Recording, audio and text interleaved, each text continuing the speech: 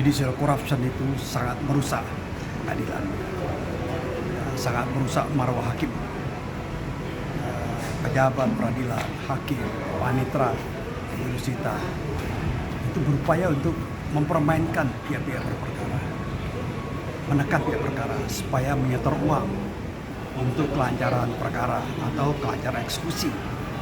Itu namanya judicial corruption. Dan eksekusi putusan inkrah itu menjadi pintu masuk, menjadi model yang telah lama berjalan dalam hal praktek memuluskan uang pelicin untuk sebuah perkara.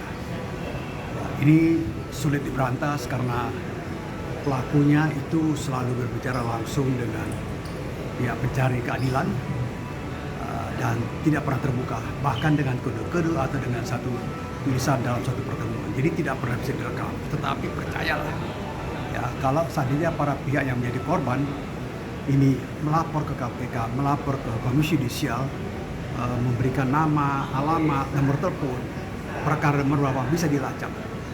Itu tidak akan terus sulit. Kami telah buktikan Komisi Yudisial bekerjasama dengan KPK dalam menangkap, ya, melakukan OTT terhadap hakim yang mencoba memeras pihak berperkara di Semarang.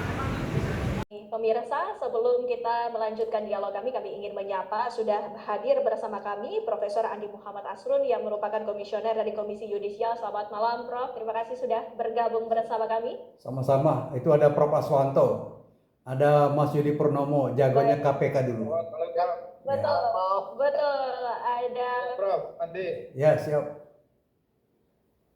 Ya, baik. Kita lanjutkan perbincangan tadi. Pertanyaan saya yang sempat menggantung Prof. Aswanto. Prof. Aswanto kan mengetahui bahwa tidak seluruhnya hakim ini tidak berintegritas. Ada yang menjunjung tinggi kebenaran dan juga bersih. Namun adakah tekanan bagi mereka khususnya untuk bertransaksi di dalam gelap ini yang mungkin sudah dilakukan polanya berulang? Ya, saya kira bukan hal yang baru bahwa hakim dalam menangani perkara seringkali memang mendapat tekanan. Ya, apakah itu tekanan berupa tawaran sejumlah duit, atau mungkin kekuasaan, atau mungkin tekanan-tekanan lain. Sehingga menurut saya sebenarnya modal utama untuk menjadi seorang hakim yang benar itu adalah moral.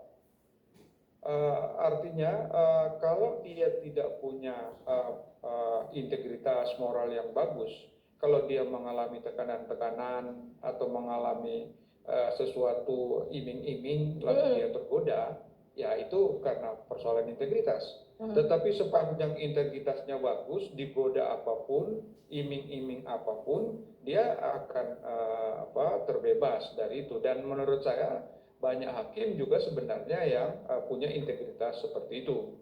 Bahwa ada hakim yang tidak tahan diiming-iming sejumlah duit misalnya, saya kira ini faktanya juga banyak gitu. Nah, terhadap kasus yang di Depok ini menurut saya agak menarik gitu, karena menariknya begini. Tadi Mas Yudi mengatakan sebenarnya banyak kasus itu yang menggunakan transaksi secara langsung gitu ya. Tapi ini kan mungkin saya mohon maaf, saya tidak boleh seuzon, tapi mungkin mereka berpikir terlalu gampang dideteksi kalau menggunakan transaksi secara langsung. Mereka menggunakan apakah itu penyuapan atau gratifikasi melalui money changer. Ini kan tujuannya untuk menyamarkan seolah-olah dia menukar uang gitu. Padahal sebenarnya dia menerima sejumlah uang tanpa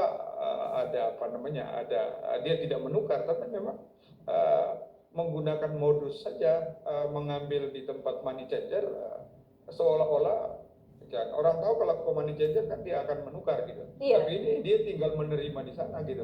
Nah, ini menurut saya menjadi sesuatu yang